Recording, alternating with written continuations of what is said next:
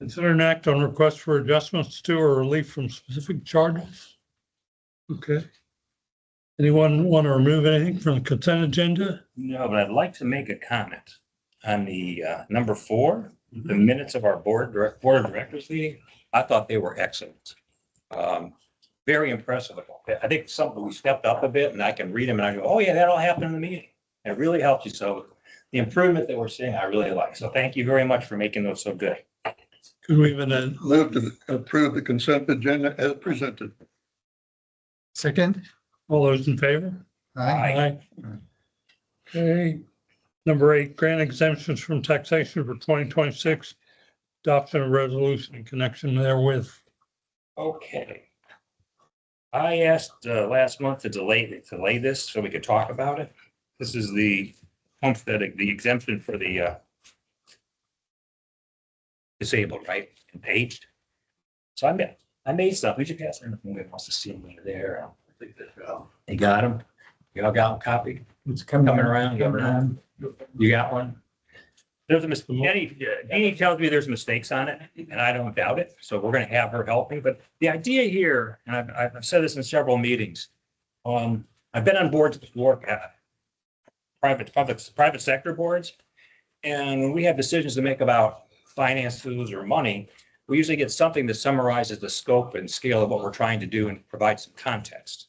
And last month we didn't really have that, and I don't know what I'm doing. I'm not an Excel expert. If you look on the back page with the graph, I mean, I think guys like Paul and Alan, they probably understand that picture because they've been living this for a long time. But I did not know how much of our market was taxable and how much we put into exemption. So this picture kind of helped me understand that we're talking about the over 65 and the disabled, what a small piece of our entire taxable pie we're talking. Not that it's insignificant, just that I was worried about, gee, how much am I talking about? How much money are we talking about moving to somebody else? Because when we grant somebody an exemption, that money is eventually going to be picked up by the group that's not exempted, right? Whether it's the non-homesteaders, the homestead, somebody's going to pick it up. So I always want to be sure that we're being fair to all of our constituents. So I think the concept of giving exemptions for certain categories is 100% correct. And I just wanted to make sure we're doing the right thing. Last year, you turn this over the first page, it says draft on it. You can see what other MUDs are doing last year, and you can see what we've done over time. And I think there's some mistakes on there. Jenny will help me with it. Jeannie will help me in a minute. But at the end of the day, what I saw is that last year we moved ours to 40,000 exemption, and we're the highest of all the MUDs. But I wanted to know how much money we were pushing off of those folks and onto others. So if you go to the bottom left summary of the whole thing, is that when we made it 40,000, if we're at $40,000, we're losing about $54,000 in revenue. And that's out of a taxing base of like 3 million. So it's not a big piece, but it's significant to those that we're granting it. So one, I'd like to encourage us to help. I'm going to work with Jeannie and we're going to get this better. Jeannie, do you have any comments on mistakes I made, please? No, I was just looking at the over 65 disabled 2026 exemptions. Is that what you're looking at to do today? Or are you going to stay at 40,000 today? Is that just referencing what we would lose if we went back to 35,000 or 37? Well, that was the goal. The goal is that we're at 40,000 now. And so I think that you and I talked, it was the 54,000 that we're deferring. And I just wanted to put a scale on there. So maybe next time we have this conversation, if we want to change it, we can say, well, if I drop it to 35,000, then we end up gaining $6,000 in revenue. That's all. Let's try to get a sense of the decisions we're making. There's some other decisions we make other times of the year that are much bigger than this. And I'm going to try to bring some framing to that by working with you. But bottom line for me, I know it's a long conversation, but I'm encouraging us as a group to be more diligent in trying to develop things that we can understand. So when we vote, we're doing it. And secondly, I'd like the recommendation that we approve the 40,000 exemption. Retain the 20%. And retain the 20%. Yes, that would, yeah, that's the maximum, right? And everybody does. Yeah, I thank you. Yeah, correct. Thank you. Anybody want to make a resolution? I move that we continue the 20% homestead exemption. I'm sorry. Oh, no, you go ahead. The Paul. I motion- had it wrong. You fixed it. I'll second. I'll second. Okay, thank you. All those in favor? Aye. Aye. And I will work with Jeannie on getting that better. Number 9, receive regular monthly SJR Woodlands Division. Afternoon, directors. I will be giving you our January monthly operating report for the Woodlands Division. Pleased again to tell you that we had no violations or issues in the month of January. Winter Storm Fern came and went, and we had round-the-clock staff on site monitoring all our critical facilities and our equipment, and we had no issues during the storm. Interesting note, water production for the month of January was the highest recorded January month in Wow. the last 10 years. That was my fault. I had to fill my pool. Weather related, Oh, you know, man. there's just. Fiscal year 25 was 274 million gallons, and January this year was 326. So it was quite a significant increase from January to January. In the upcoming months, SJRA is preparing to present our 10-year project plan to y'all in May. We're also planning to present the Woodlands Division budget in June. You have a memorandum in your packet discussing the 2025 excess funds. The trustees did vote to return those funds to the MUDs come after February 28th, when we've verified that we've met that 90% threshold. We will take that to our board of directors at SJRA for March and hope to have those refund checks back to y'all in April or May. You also have the operating report for the GRP in your packets, and we're here to answer any questions if y'all have any. One thing on you, I guess on page 19, I noticed that the water loss in December was again pretty high, 8.3. It was at 8.3 for the month Yeah, of December. Yes, sir. We are 1 month in arrears, and we'll Yeah. probably report that. And I know that WWA is still working diligently on that, and it's on our radar for sure to figure that out. Well, it's on ours too. I have a couple of questions, if you don't mind on that. I think last meeting, SDRA, I think it was Chris, I think you said you double checked your output and you're 100%, you're happy with, you're confident was good. Correct. So my question to you is, how many meters are you using to do that output? So on the production side, we have 38, 37 meters on the wells. Each well has one. Each When well, okay. when we do the calibration checks, we use two. One is a strap-on that we can check, and the other one is actually ultrasonic. I believe it's ultrasonic. Okay. You Ultrasonic calibrate them how? annually. Okay. Now, in this case, with the water loss came up, we went out and just did a spot check just to verify how they work. Because 38 meters takes us a couple days to run through and check them out And compared to 34,000. And they look good. They do. Okay, thank you. And on the receipt side, how many measurements do we have? Meters? We have check meter somewhere? Check meters, no, we have over 34,000 meters Okay. that were all changed out over the last 5 years. Yeah, and I know that's been a good thing. Yeah, I'm from the oil and gas industry. We check and verify. So when somebody pumps one thing out, we usually have check meters somewhere to confirm that we're receiving it. Not that this is the answer, because I think you're more of a billing thing, what you're suggesting. Are check meters feasible in our system? Are there enough choke points, if you will, to put meters in to see what's coming?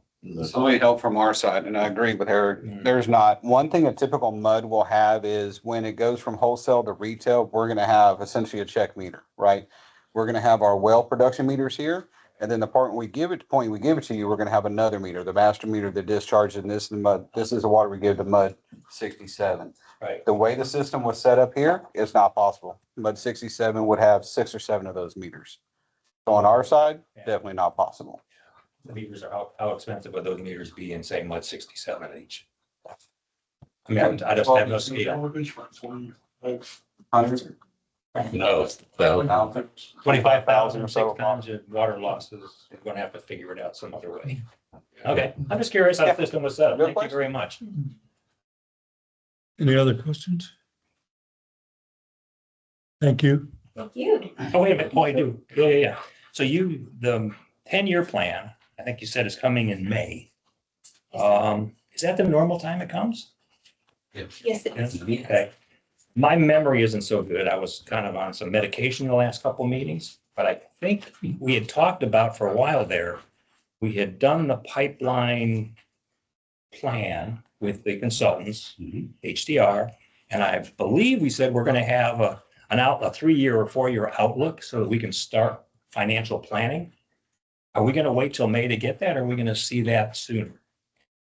So in October, I think it was, when the trustees, before then, but actually in October, when the trustee, I'm getting out, aren't they? I'm getting all out. But in October, when the trustees approved the water line replacement, Yes. we have drafted the supplemental agreement. Hopefully, Eric, you should have it on, hopefully in the next week or two. We're gonna review it this week. But we did provide Eric with the tier 1 and tier 2 projects for the next 10 years. Okay. And I know at some point he'll be talking about that, maybe in his GM report or another meeting, but we provided that information to Eric so he could do his analysis with Adam here and get that to you. Adam has that to work on. Well, Eric does. Eric, Eric will have. falls in your court. When are we gonna see that? We ought to be able to bring that to you next month. Perfect. Okay, yeah, I just knew it was out there and I didn't know the status, so that works. Do I have anything else? Oh, yes, I do. Yeah, You go ahead, Steve. okay. On page 23, the one water main break, the PVC pipe that split at Woodlands Parkway and Montfair, I think that's within the scope of the water main replacement that we're planning and in the tier 1 replacements, I think. Or is that out, in a different area? Do you know? Fair, it is, yes.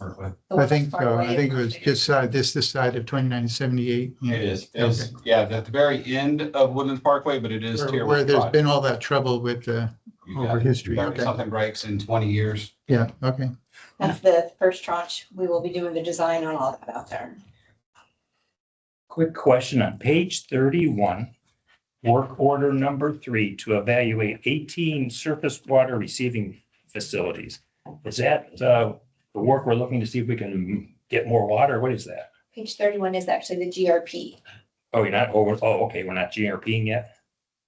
Well, no, we are, but we're talking about the water receiving facilities at the GRP. That we are sending our service. They have that. Yeah. So, Help, Chris. I don't- yeah, I add some context to it. So what this study was, it's actually Ed's brainchild, but I'll help him out here because I may have forgotten about it.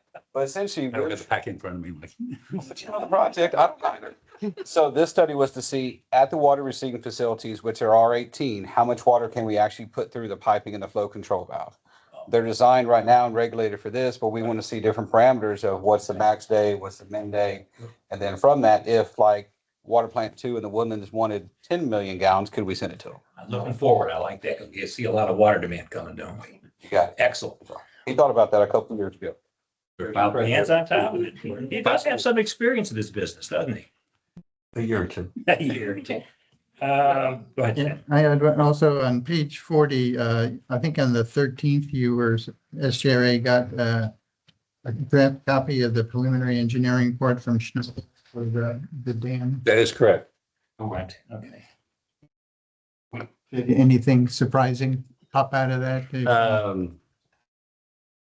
40 or 41. Page 41. I think it was, Page 40 is the Schnabel report on the spillway, and page 41 is the Schnabel report. And So so there there was- was 5-year inspection. So on the 5-year inspection, there were no surprises. Uh-huh. And we are putting our work orders together to address the maintenance items that were identified. We get a copy of that report, Ed? If we request. Reasonably happy, yes, sir? No, we get a copy. I'm sorry. Yes, you will get a When copy. you're ready. Okay. We just got as it says, we've just gotten the final. And so, we will upload it to Eric. yeah, so you he just can got share it that on the with y'all. 13th. Yeah. And what about the spillway modification? You get that one too? We're still waiting on, well, Steve. we just recently, 2 things. We just recently got Schnabel's preliminary engineering report for the full Oh, okay. completion. So we're going to review that. Uh-huh. As soon as we're happy with that, we'll share that with you. Thank you. Second item is we're still waiting on Congress to approve, the Senate to approve the additional 5 million for Right. construction. Well, they're all in Europe at the Olympics, so we can wait another week. No telling where they are. But that does bring up a point that the Bear Branch operation and maintenance report is at the back of your packet. Long report. Is there- Um, A couple of directors had asked for a little more comprehensive That's good. It's a information. good report. So starting on page 39, going to 41. Related to GRP, at the last meeting, I guess was January 20th. I don't think you, was there anything, I don't know if you're going to talk about GRP in your section or since we're talking about GRP here. Yeah, it's in my report. Okay, we'll come to that later. Okay, very good. Thank you. We're all related, I guess, huh? Question on page 39 on that dam operation, that low vault, is that continuing to get vandalized every time we put something in? Yes, sir. I mean, is there anything we can do with the sheriff's department to prosecute somebody? Well, part of the problem is the game cameras that we have, they're all on the downward side facing the dam. They're not on the upstream side of the embankment. So I just talked to our manager and he's going to look to see if there's a place where we can locate a game camera that will notify us if somebody is messing with our equipment. The lid that we had installed a couple of years ago, it's about $2,000 just for a replacement lid. And then it's probably another couple of $1,000s for someone to actually install it. So, but the minute we put something new out there, somebody's going to go, that was the issue we had before, is somebody went out there with a crowbar and tried to pry it open. So we're going to look during the redesign of the Bear Branch Dam itself, we're going to look to see if there's a different way to address the low flow vault. Just seems to continue no matter what we do. Yes. All right, thank you. Falls under that attractive nuisance for Yeah. whatever reason. Yes, on the dam report, page 40. Yes, sir. What's maybe Eric, or you were, what's going on at 2 Townsend Place? Under January 16th. So I'm not quite sure I understand what was going on there. It says here that you met with a contractor over there at this address, and investigate drainage. Oh, yeah, there's, so from time to time, we'll get calls from residents throughout the Woodlands asking us to take a look at a particular area that might be holding water, or maybe it's silted in. Sometimes there's tree debris that's fallen from previous storms. And this isn't like in a big channel. This is kind of an offshoot, because there's fingers of drainage all over the Woodlands. And so that's what this was a little finger that feeds a bigger ditch, seemed to be holding water, which typically indicates that there might be a blockage somewhere along the way. So we kind of went through the forest, walked through and identified an area that needed to be cleaned, and then arranged with that through SGA and that contractor to just clean out that area and reestablish positive flow of that little swale, if you will, so that the drainage would work better. Thank you. So everybody's happy? Mhm. Excellent. Thank you. Okay, the others? Item 10, Steve's update regarding Bear Branch, Panther Branch, research for change. Yeah, that application is still with the Corps of Engineers, so we're still waiting on a response from them. Consider an act on pay application number 5. Is there something, a milestone that we're waiting for, or is it just inertia on their part? Well, they had said originally that it would be at no less than 90 days, but in the middle of that, the government shut down for 2 months last fall. So that put everything on hold. Now they're up and running again, but I suspect they are still working through that delay. I'm concerned about our response to Texas with the funds that we have. And, are we going to enter into a penalty for space where because we haven't utilized the funds or committed them?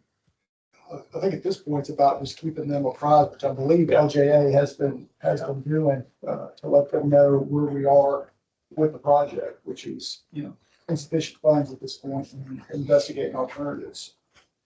Because either, we're going to get additional funding, or we're just going to have to pay the bonds off, and move on, or request that the Water Development Board approve a change in use to some reduced scope or alternative project with funds. So. All right, thank you. Well done. Yep. 11, consider an act on pay application number 5 for the retail wastewater collection system rehab year 2. Okay, items 11, 12 are associated with each other, but Right. item number 11 is pay estimate number 5. So this is for your sanitary sewer rehabilitation project that's been ongoing. There's a pay estimate number 5 in the amount of $125,951, of which you work done for MUD 67 was in the amount of $4,560 of that pay estimate. So I make recommendation to, I need recommendation, or I make a recommendation to approve it. I second. All those in favor? Also with that same project, there's change order number 1, which extends the contract time of the project by 60 days due to some delays that the contractor had. And also there's a deduct in the project associated with some work that we needed to step in and do to be more timely with a particular road reconstruct. So need approval of the change order number 1 as well. I'll move to accept the reduction. Second. And All in favor? Aye. Aye. The delay in the permitting, was that was something from the county side or just curious? I mean, it was coordination between the county and the contractor, and finally the engineering firm helped step in to kind of get it sped along. Okay, So just curious. we're past it now, but Yeah. it was painful while we were doing it. Another spreadsheet.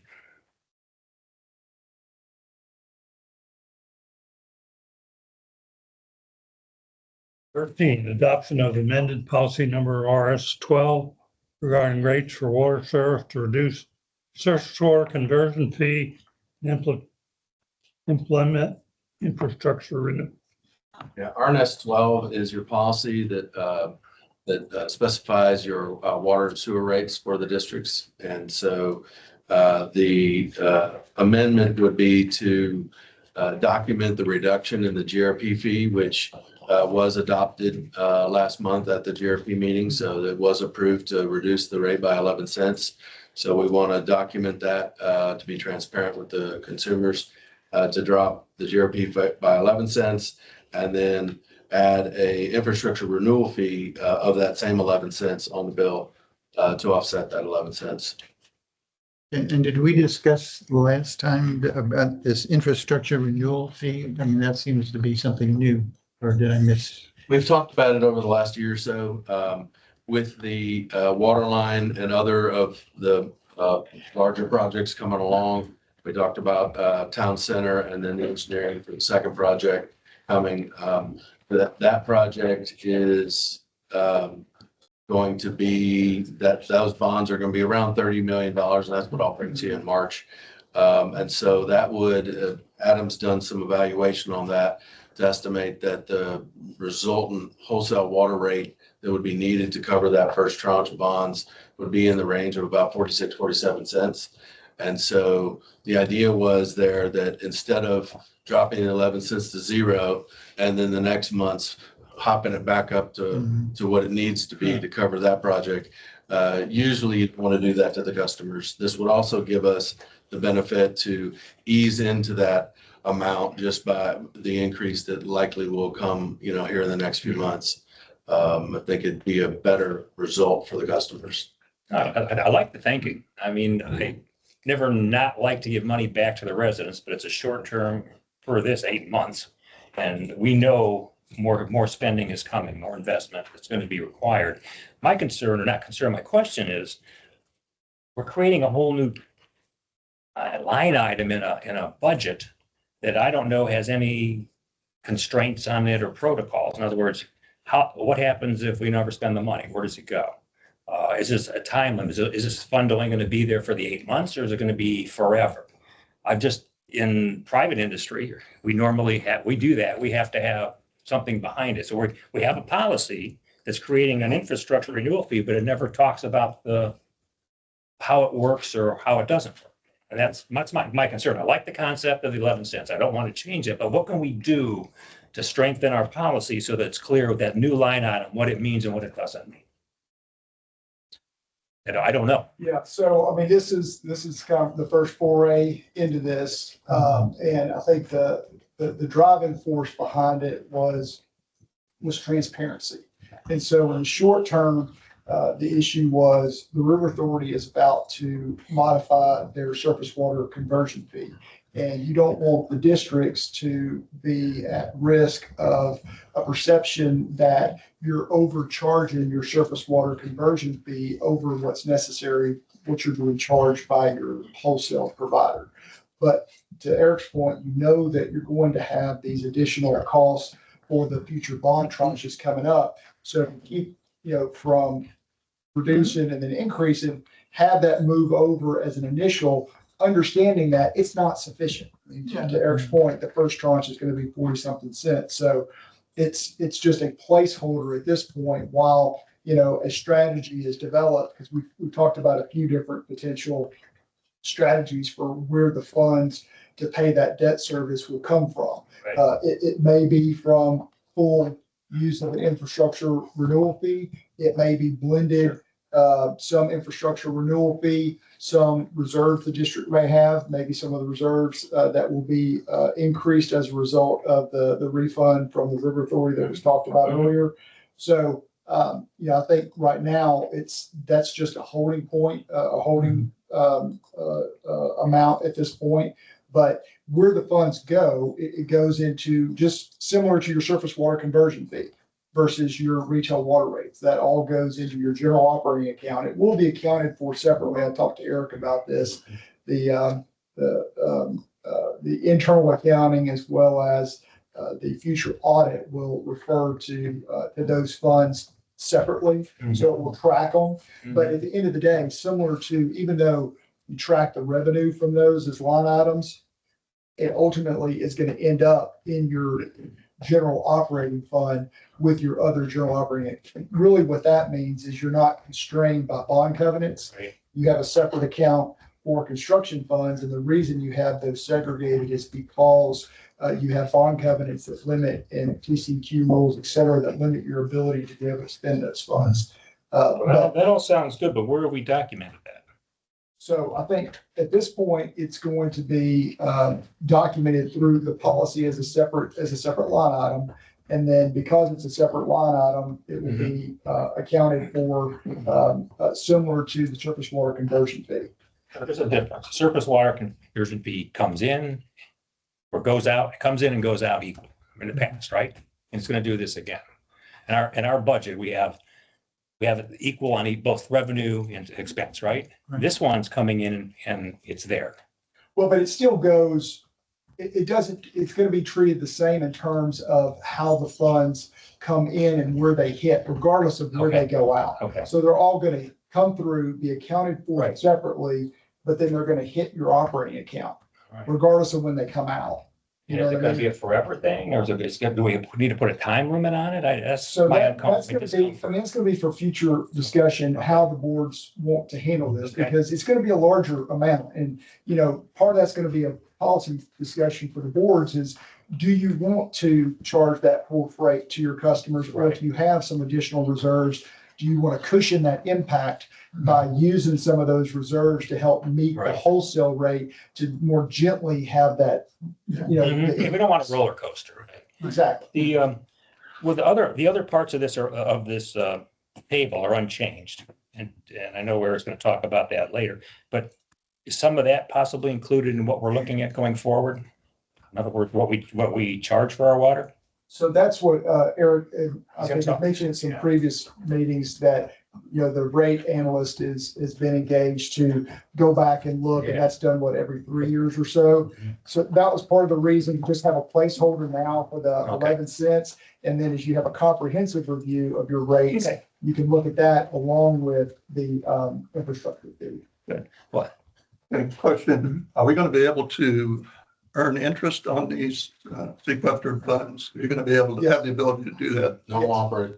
Okay, good. The only limit you have on those are if they are bond proceeds, because that's where the IRS comes in. But if it's fee revenue, then that's not subject to Okay. arbitrage. I just want to make sure that, and when we separate it, that we have the ability to collect Right. interest on it. Okay, second question on this table on page 55. We're currently at $5 for base charge for residential water. That's the very first column with several MUDs there. And yet I look at my bill that I got dated February 2nd, and it shows the base charge at $6.50. Is that Maybe you're in an month error from 46. MUD 67 and it should apply to some other MUD? What is that? I'm not sure if it's the note or if it's the calculation, so I'll have to check into that. And the same question would be on the commercial, including apartments. We don't say that on the bill, but we should add apartments, and it says 940. 46. That's 46. Well, Yeah. that's why I asked the question, was it put on ours in error or In your packet, you mean? in the- no, on the bill? On the bill. Bill, yeah. Well, maybe MUD 46 annexed you and didn't tell you. Send me what you, that's your. Yeah. bill? Yeah, Okay. interesting. We'll take a look at it. I'm gonna go take a look at mine now. Oh dear. Yeah. That's a good question. Thank you for that, Paul. I'm going back to the, what we're just, the core of this discussion. I passed out again another little spreadsheet that I made because I didn't understand, not being smart enough, how much the 11 cents really means. Okay, so I mean, I just don't know. So what I did is I got our budget out. I don't have the actual, so I got a budget and I looked at what the first 4 months are gone because we're looking going from February to October. So we have 8 months remaining. And I made a little calculation, back calculated that bottom line, 11 cents, we're talking about $40,000. So just to put it in context, we need to get interest on that. We need to be good stewards of the money, but it's $40,000 out of our entire revenue stream. So just to admit, and so I'm gonna make the recommendation, we approve that, but a question, so when you say the 40 cents, maybe based on your understanding of what the pipeline 3-year thing would be, so that would be instead of 11 cents, 40 cents? So I think that's You know, 100. tranche one, but. Yeah, that's two fine, that's tranches fine. I just want- In tier one, Yeah. just to be clear. Oh, that's not, that's good. So as soon as River Authority gives us our money back, we're in good shape. And that was based on usage, the Yeah, we last get like- 3-year average. Excellent, yeah, Yeah. because we get 10% of that 6 million, right, more or less? Hmm. Oh, baby, I'm rolling. Feeling better, Paul. I am. 562,000. Thank you. Give or take. There you go. So I make that recommendation or propose or whatever I'm doing. Motion. We don't need to make a motion on that, do we? Yeah, we do. I make a motion to approve the amended deal. Excuse me. Say that again. Sorry. We need a motion and approval of the amended RS 12. It's a formal policy. Yes. I make that recommendation. Motion. The second, A second. all those in favor? Aye. 14, attorney's report, Brian. Yes, sir. Election update. As y'all know, the candidate filing period did end on Friday at 5 o'clock. MUD 67 currently has a contested election. We have 4 applications received for 3 positions. I say right now we have a contested election because Friday is the deadline for a candidate to withdraw their application, so we won't know 100% that we have a contested election until Friday at 5 o'clock. There is a deadline under the election code today to post notice of the drawing for the spots, how the names appear on the ballot. So that notice was posted. Shelley took care of that. Also, it had to be sent by mail or email to each of the candidates, depending on the contact information they provided on their application. So Shelley has handled that today as well.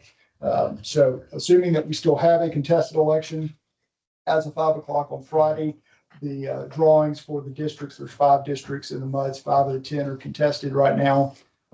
Those drawings will take place on Monday. What time are they going to start? Between 1:30 and 2:30. All right, and then from there, we'll go forward with coordinating on the county on the elections. That's all I have. Happy to answer questions if you have them.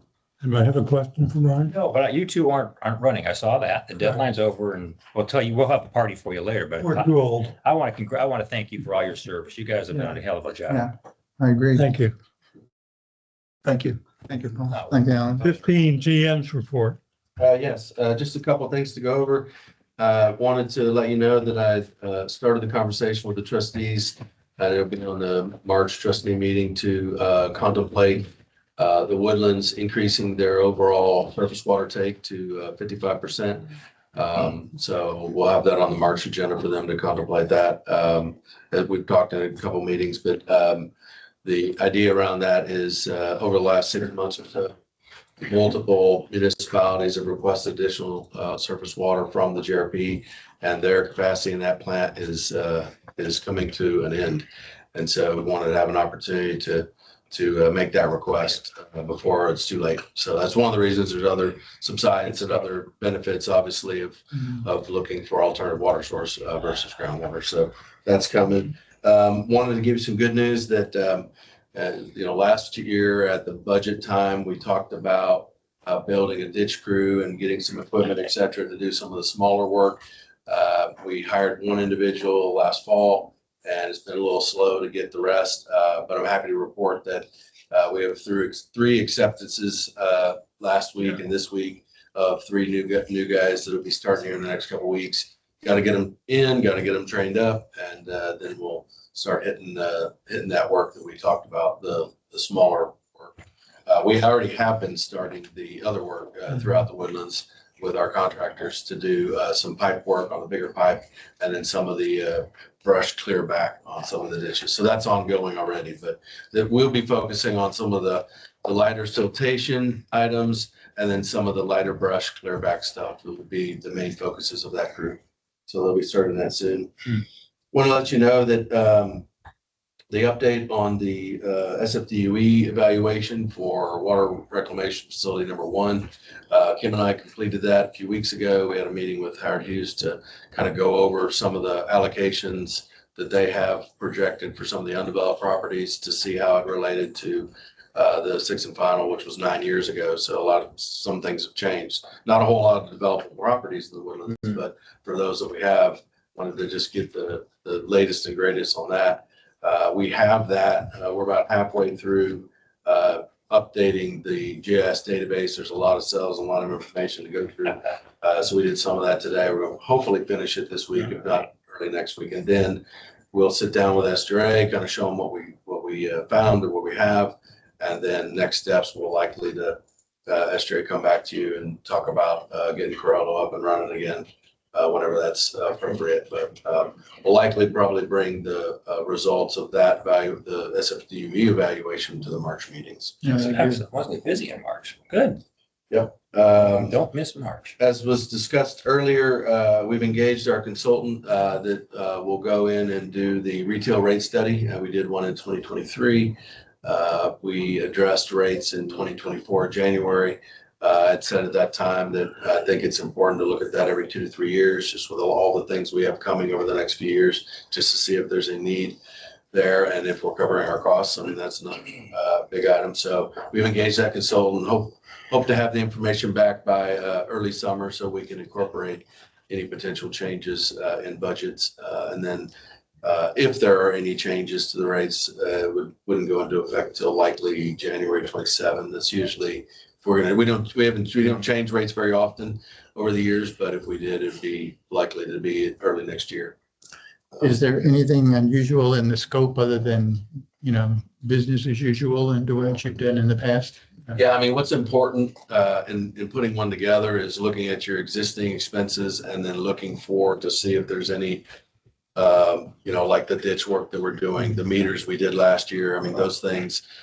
Can they be covered with your current rate structure? Are there any future expenses that would need to be covered in that rate structure?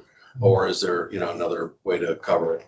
So typically we want to keep the retail rate side of things, lower, and then address any big issues with separate fees or other ways to fund them. I have a couple more questions about that. I can wait till you're done, or you want to hit that On rates? On the contract and the consultant and the report. What do you want to do? Go for it. So we did that study in 2023, and there's a lot of forward-looking stuff in the report. As you said, they're trying to look forward. Do we build those, or does the consultant build those?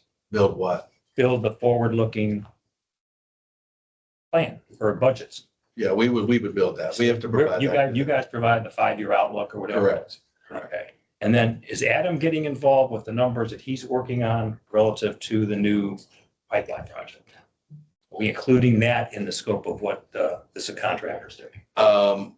We will be looking at that.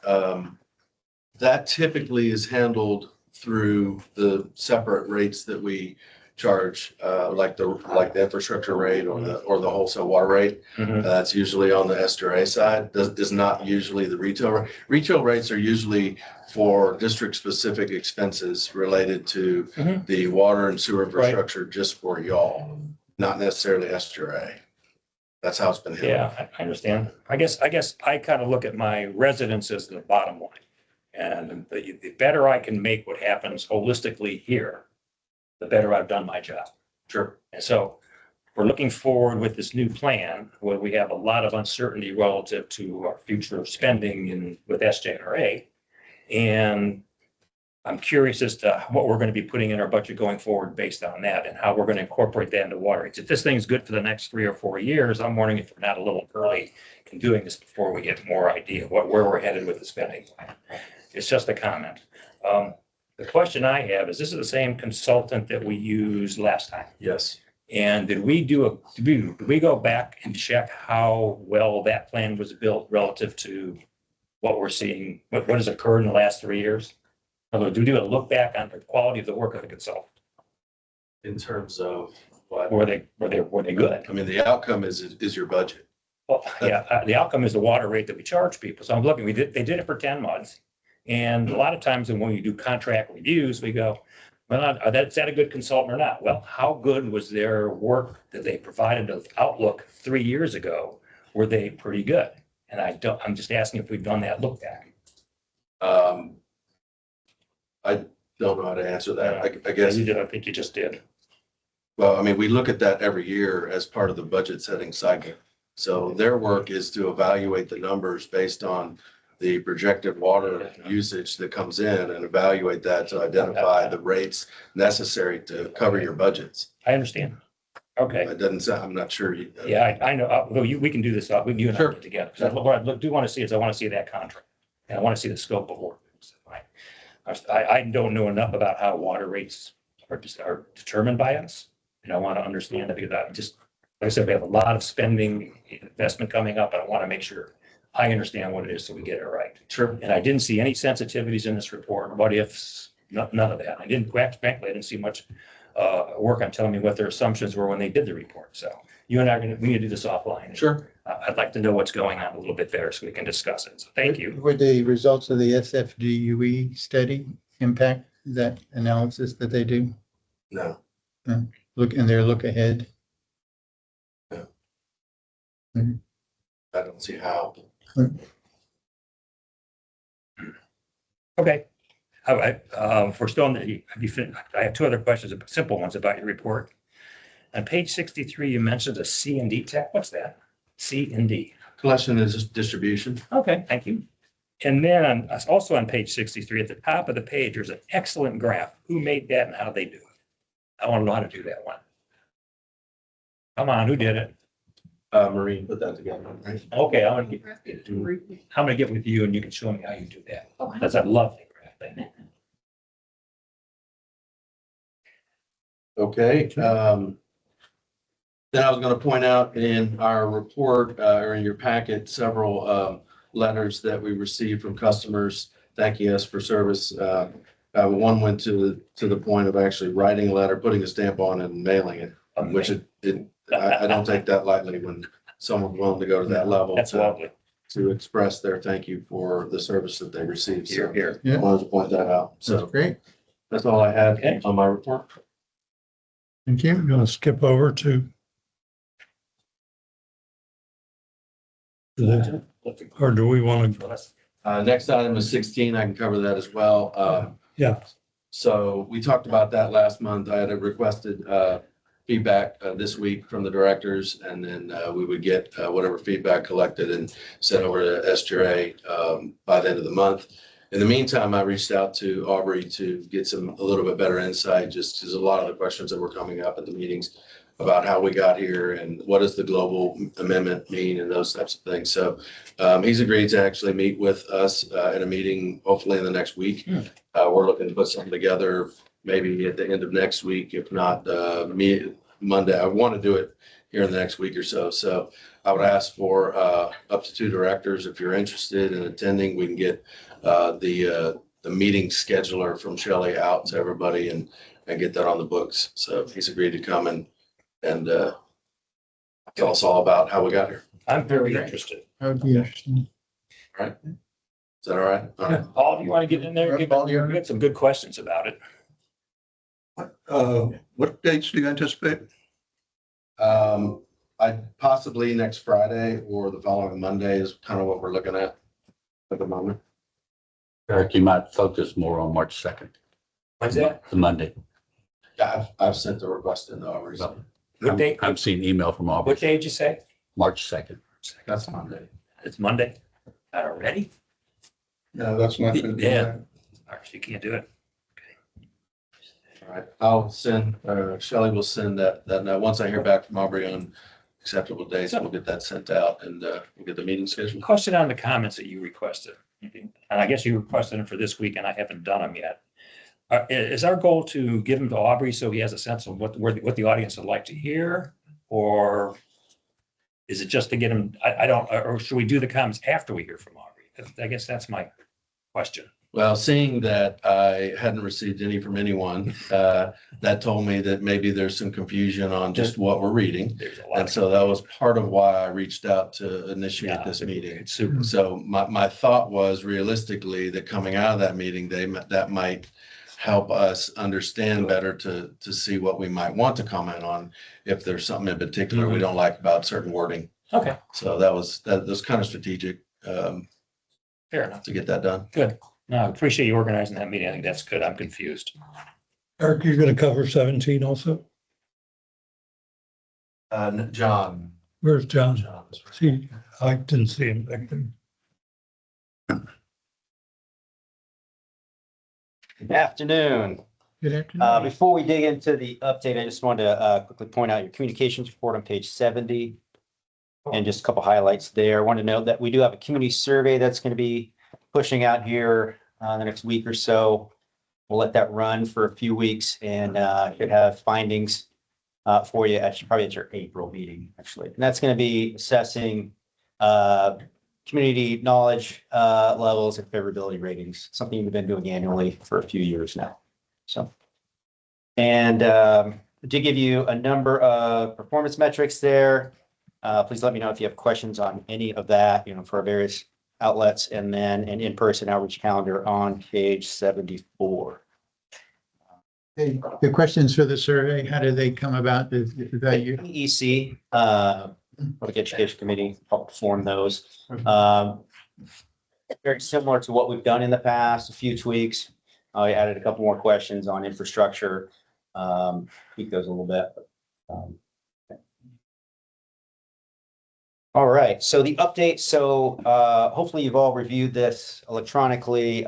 You've got it unchanged from that last version you received via email in front of you now. I just want to give you an opportunity to make any final comments before we go to print and include in this month's water bill.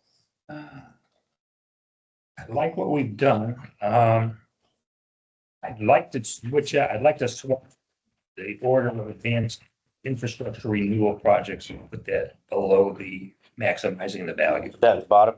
Yeah, you can put it where you want, but I know it's important to you and it's important to us, but I think some of the other things have a little more of a bang.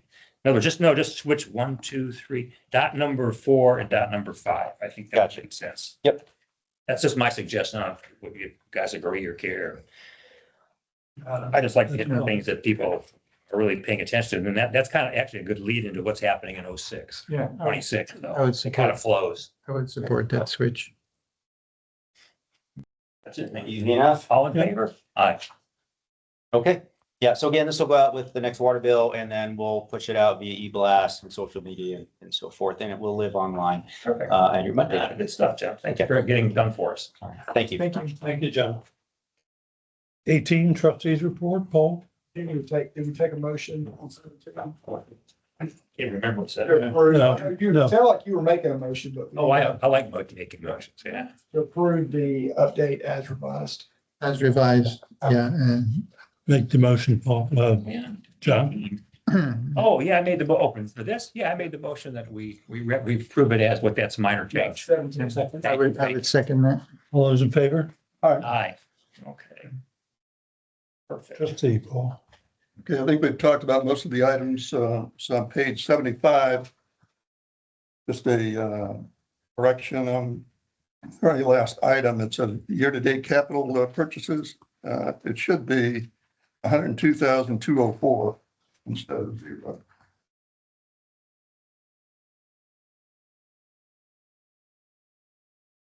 I have a couple questions, Paul. One comment, again, the minute details for this were very good.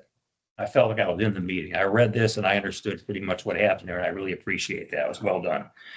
On page 76, and I know you were an expert on this excess funds that we just talked about briefly here with the SJRA part of the presentation. Is that $6 million return? Is that what percent of the budget is that? And is that a normal number to see? Is it high? Is it low? I'm trying to get just the context of it. Some years it's 0, other years we've elected to move it into R&R. My criterion for evaluating that, whether it be a refund or not, Right. is if the funds are needed in the following budget year, I'm not in favor of doing the refund because it's just Yeah. within 2 or 3 months, you're Yeah. exchanging funds. And so SDRA has indicated that they do not need the funds, that 6 million for the following year budget. Therefore, I voted in favor to. Johnson? Is a $6 million, is that usually high? Is that a higher than usual, normal? I have no idea. That's a good year. It's a good return year. Because of the usage, wasn't it? Yeah, pardon. I'll let Chris. And they're usually high. Yeah, so it's actually the highest I've ever seen in the 15 years. So we look at it and say, okay, why is it high? So part of it is the weather. You had water and sewer demand was both higher. Excuse me. So therefore you had additional excess reserves there. You also had staffing that was down, not from the division side, mostly from the G&A, the engineer side, SCADA side. So that was give or take 700,000 without benefits. Electrical was about $1 million because, electrical prices have been doing this last few years. Every time we dial it in, it either goes up or it goes the other way. So it's actually higher than anything, but we do take that in consideration when we're doing the next year's budget because although it is good to get a refund, we don't want to charge it in the beginning. We're trying to hit 0 the best we can. Good context. Thank you. The other question I had for you, Paul, on page 78. We're talking of, there's a speaker request form is being tested by the community working group. Trustee Houck requested to be informed of any presentation. What, I guess they're going to have a speaker. I'm trying to understand who's speaking and what protocols have we set up in the community working group to help us make sure we understand what we're doing with the speaking. Understanding through the general manager is WWA staff will be the ones doing at least the initial speaking. Okay. For sure. And the forums I'm not familiar with. Yeah, the forum was just an effort to give the community an opportunity to request if they wanted to hear more details about what's going on with the infrastructure renewal, that they could request someone to come talk to them. Okay. So we haven't gotten any, but I mean, typically someone will call me like a local group or something. I speak all the time in different contexts. Mm-hmm. I mean, the form hasn't been on the website yet, so. No, we're finalizing. Have you or the community working group set up a group of protocols on what we can and can't, what we will and won't do in those talks? In what? What we will and won't do. In other words, is there certain audiences that we will or won't go to? There's certain times we won't go and give talks. In other words, you and I have had this conversation about elections. And there's 2 months where this election phase is in, and if I was on a committee, I would say, we're going to take a hiatus for 2 months because it just exposes us and we don't need to be exposed. If I was on the thing, I'd say, there's certain groups like political action committees, I don't know that we should be addressing. They endorse candidates and it kind of looks like we're endorsing the candidate if they are, so I would stay away from those groups. So I was just simply asking if there's the group that you form the community, the CWG, have they helped you set up protocols that says this is what we can and can't do? Just to keep everybody out of trouble and everybody understands what we can and can't do. That's what I was asking. Okay, yeah, no, the goal of the group is to educate and be Right, transparent sure. with the community. So, Understood. any groups that would ask, we could, I mean, if we need to look at, we don't think of it in political ways. I know you do and understand that, but our goal would be to be transparent and communicate with the customers. I look at political view because there's 50 elected directors and this is part of the world we live in. I've never been a political animal. I can see that during a political season, it's only 2 months out of every 2 years, that it would make sense to steer away from any sense that you're putting your thumb on the scale. It just makes sense. So I don't know how to address this. I don't know what the community working group is. It's a committee, I think, isn't it? Well, as Are you as here? a member of Oh, thank CWG, you. I was surprised, just got a notice, an email saying there's going to be this form going out. That we had never discussed that they were going to do such a form. And the CWG hasn't met in many months. Couple months, yeah. So, yeah, it's never come up in a prior meeting. So I was kind of, oh, this is new. And I was kind of interested in where this come from and what was the origin of it.